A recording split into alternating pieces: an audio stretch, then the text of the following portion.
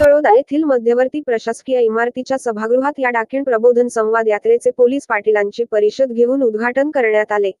या प्रसंगी नायब तहसीलदार निशा नाईक, सहाय्यक प्रकल्प अधिकारी उत्तम राऊत, पोलीस उपनिरीक्षक धर्मेंद्र पवार, गटशिक्षण अधिकारी शेखर धनगर, महाराष्ट्र अंधश्रद्धा निर्मूलन समितीचे राज्य प्रधान सचिव डॉक्टर ठकसेन गोराणे, राज्य सरचिटणीस विनायक सावळे, जिल्हा उपाध्यक्ष डॉक्टर डी शेंडे, जिल्हा कार्याध्यक्ष रवींद्र पाटील, प्रधान सचिव वसंत वळवी, राज्य सोशल मीडिया विभाग प्रमुख कीर्तिवर्धन तायडे, तळोदा उपाध्यक्ष तारा मराठे, सिद्धार्थ महिरे, डॉक्टर किशोर सामुद्रे, पोलीस पाटील संघटनेचे बापू पाटील, बबन इंद्रजित, सावित्री पाडवी आदी मान्यवर मंचावर उपस्थित होते।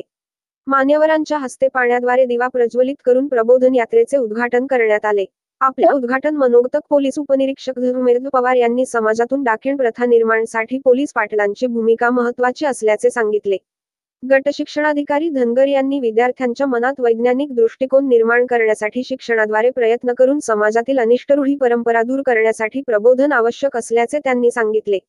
उत्तम राऊत यांनी स्वातंत्र्याच्या अमृत महोत्सव नंतर देखील समाजात डाकेण सारख्या अनिष्ट व अघोरी प्रथांवर चर्चा व प्रबोधन करावे लागते याबाबत खंत व्यक्त केली। प्रास्ताविक राज्य सरचिटणीस विनायक सावळे यांनी केले। त्यांनी नंदुरबार जिल्ह्यात असलेला डाकेण प्रश्न पोलीस पाटलांसमोर मांडला। अनेस माध्यमातून या प्रश्नी झालेल्या कामाची माहिती दिली व डाकेण प्रकरणात पोलीस पाटलांची भूमिका विशद केली।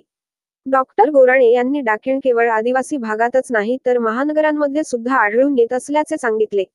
सूत्रसंचालन मुकेश कापुरे, यशस्वीतेसाठी शाखा कार्याध्यक्ष प्राध्यापक सुनील पिंपळे, सचिव अमोल पाटोळे, हंसराज महाफले, सिद्धेश्वर गायकवाड यांनी परिश्रम घेतले।